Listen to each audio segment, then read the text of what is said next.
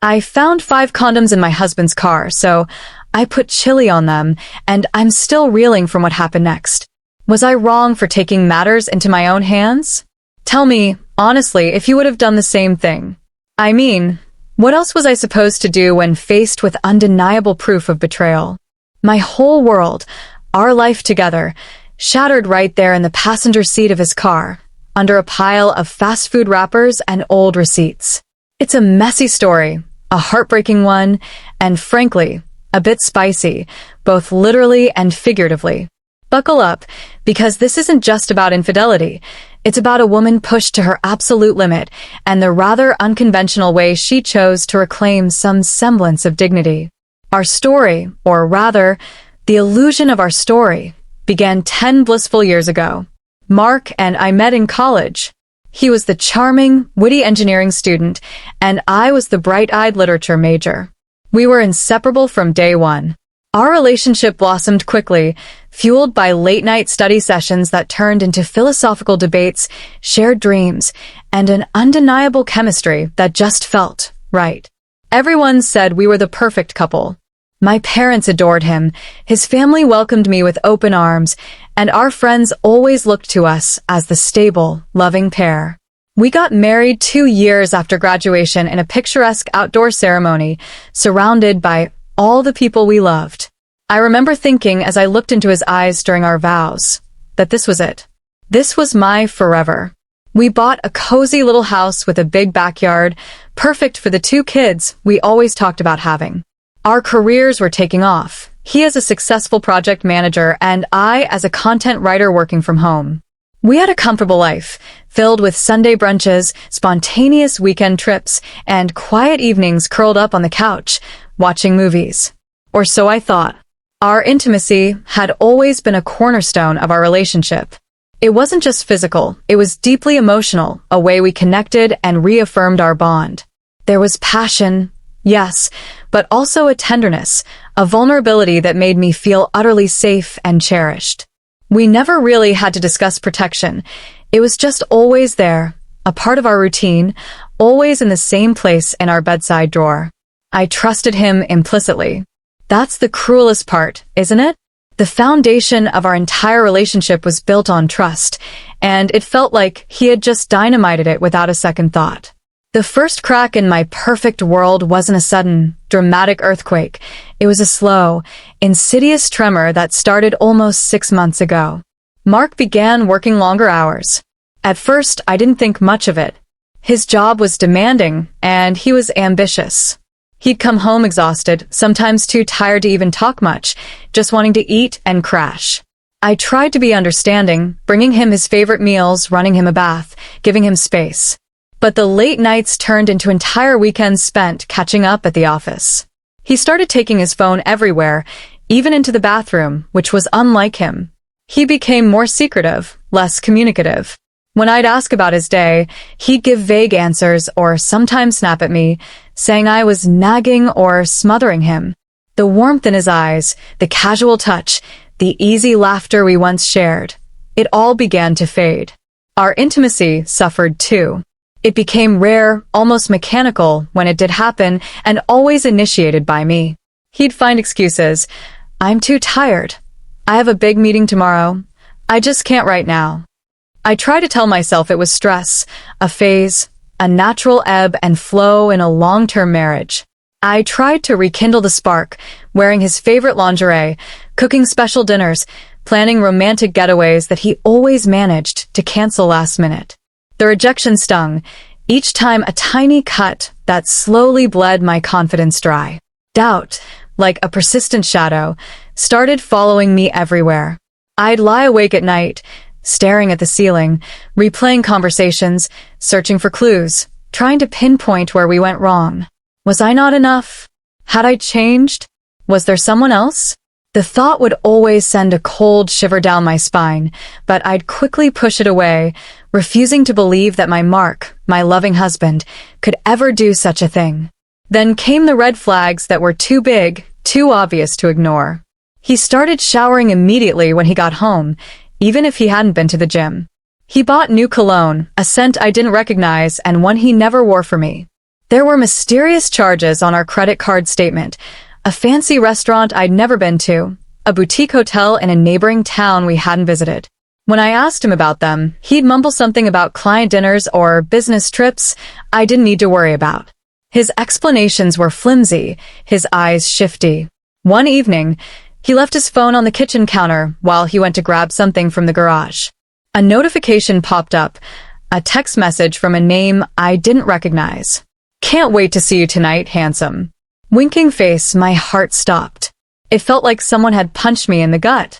My hands trembled as I picked up the phone, a war raging inside me. Should I look? Should I confront him? What if it was nothing? What if it was everything? Before I could decide, he walked back in. I quickly put the phone down, trying to act natural, but my face must have given me away. He snatched his phone, looking at me with a suspicious glare. "Were you snooping?" he accused, his voice sharp. "No. I just saw a notification." I stammered, feeling guilty, even though I'd done nothing wrong. The argument that followed was explosive, the first really venomous fight we'd ever had. He accused me of not trusting him, of being insecure, of trying to control his life. I cried, feeling utterly alone and confused. He eventually apologized, saying he was stressed and didn't mean it, but the damage was done. The seed of suspicion had been firmly planted, and it began to grow, twisting and turning inside me, consuming my thoughts. I became a detective in my own home, a role I hated, but felt compelled to play. I checked his shirt collars for lipstick stains, sniffed his clothes for unfamiliar perfumes, scrolled through our phone bill for unrecognized numbers. I felt like a pathetic cliché, and I hated myself for it, but I couldn't stop. I needed to know. The uncertainty was a slow torture. One Tuesday morning, he was running late for work and rushed out, forgetting his briefcase. I, being the ever-dutiful wife, decided to drive it to his office, wanting to surprise him with a coffee as well. As I pulled into the parking lot, I noticed his car was surprisingly messy. He was usually meticulously tidy. There were empty coffee cups, crumpled napkins, and some old work papers scattered on the passenger seat. I decided to quickly tidy it up for him before heading inside. As I reached for a pile of papers, something slid out from underneath. My breath hitched. It was a small, rectangular box. Unmistakably, my blood ran cold as I picked it up. My eyes scanned the familiar branding. Condoms. My heart pounded against my ribs, a frantic drumbeat of dread. Not just one box, but several individual wrappers loose, as if they had been used and discarded in a hurry, tucked under the seat. 5 of them. 5. I stared at them, my mind racing, trying to find an innocent explanation. Maybe they were old, left over from years ago?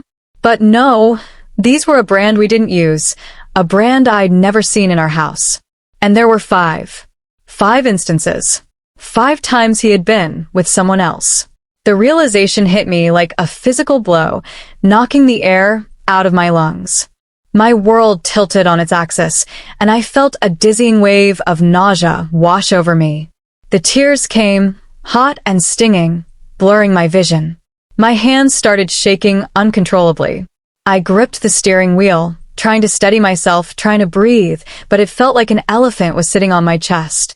I sat there in the parking lot, surrounded by bustling people going about their normal lives, while mine was falling apart.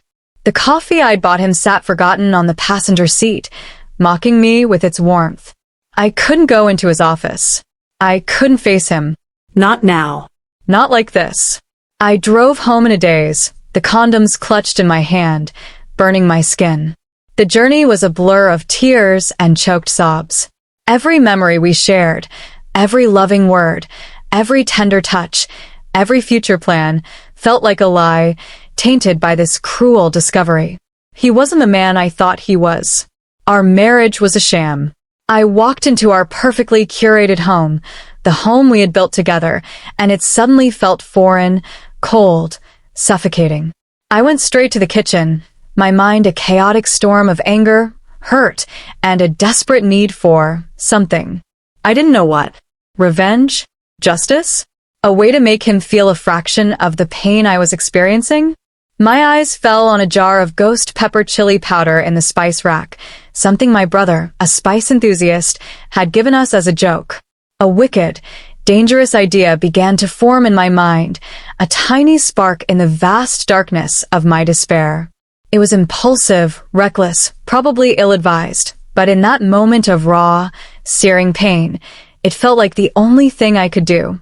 I opened the wrappers of the 5 condoms, carefully, my hands still trembling.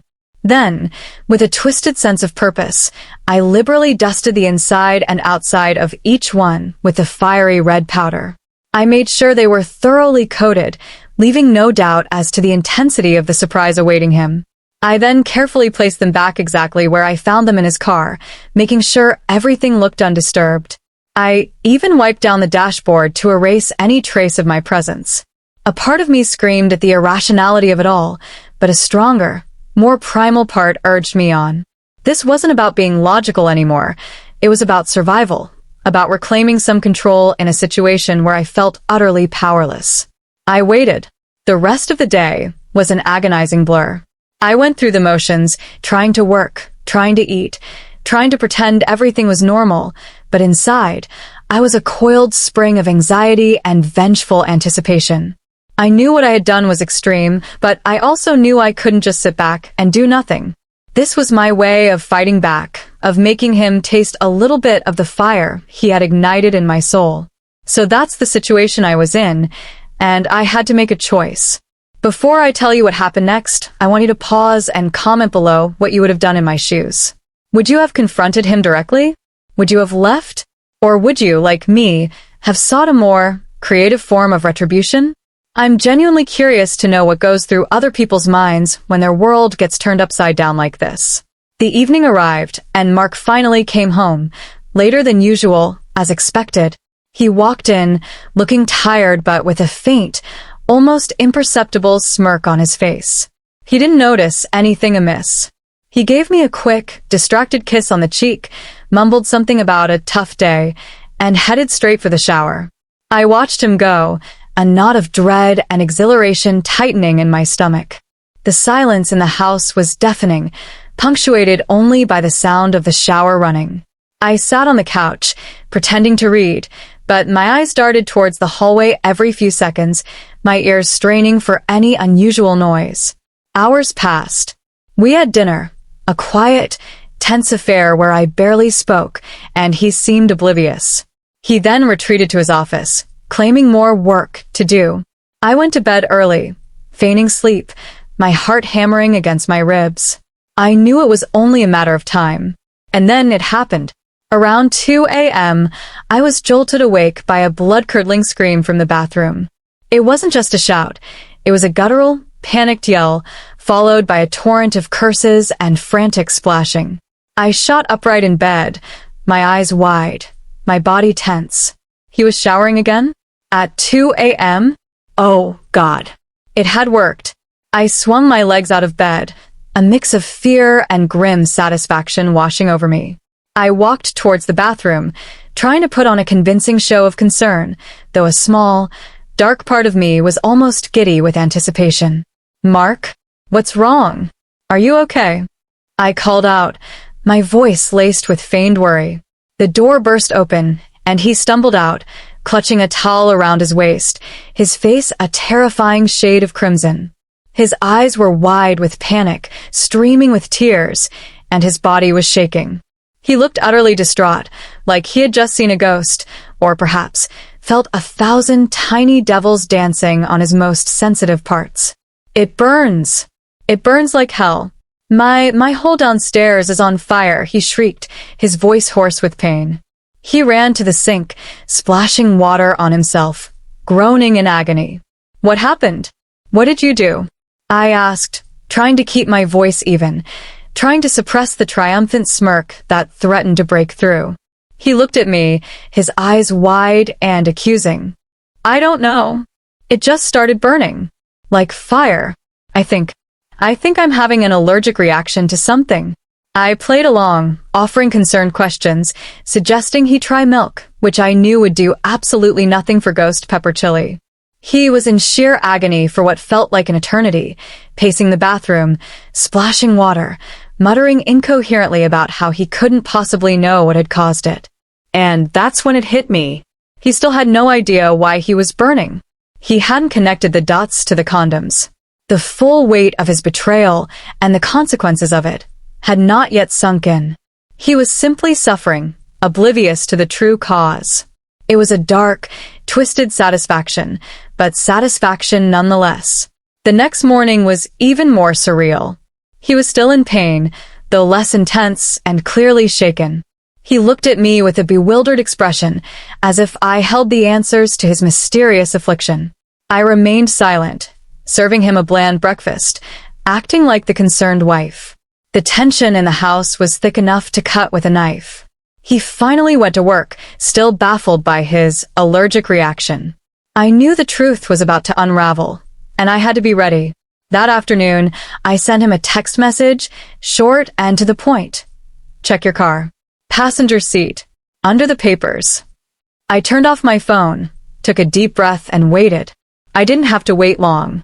Less than an hour later, my phone started ringing off the hook, vibrating incessantly against the kitchen counter. It was Mark. I let it ring, and ring, and ring. Eventually it stopped. A few minutes later, a barrage of text messages started flooding in. They were frantic, desperate, and filled with a mixture of anger, confusion, and what sounded suspiciously like fear. What did you do?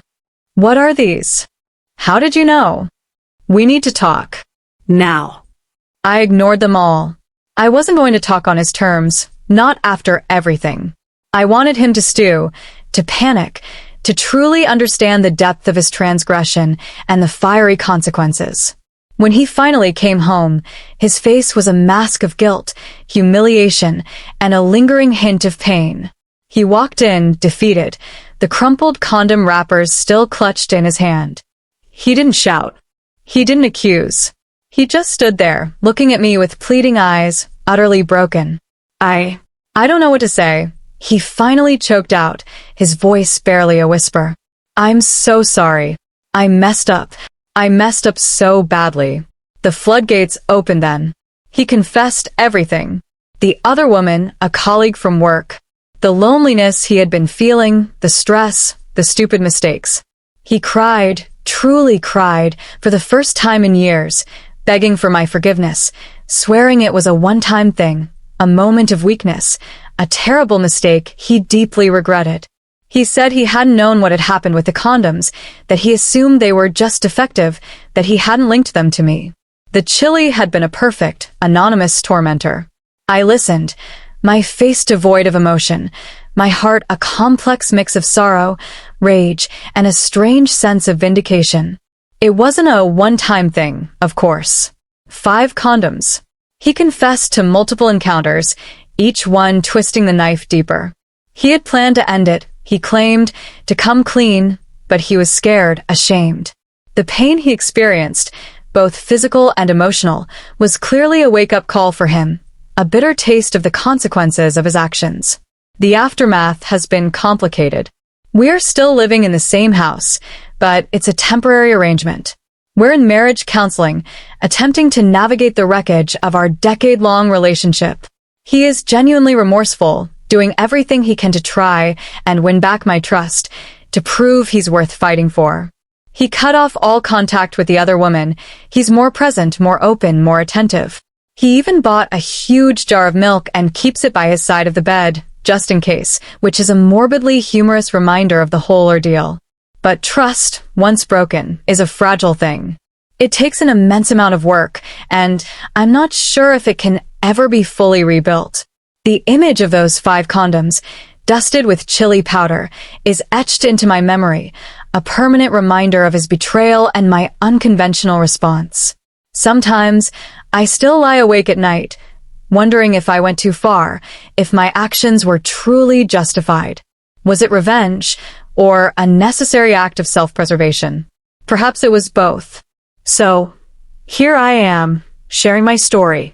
Like this video if you were on my side, if you think I did what any wronged spouse would do in that situation. Subscribe for more stories like this, because let me tell you, Life has a way of throwing curveballs, and sometimes those curveballs are laced with ghost pepper. Share your final thoughts on this whole mess in the comments section below. I need to hear from you all. Tell me, was I wrong? Or was it the only way to make him truly understand the burning pain he inflicted? I'll see you all in the next story.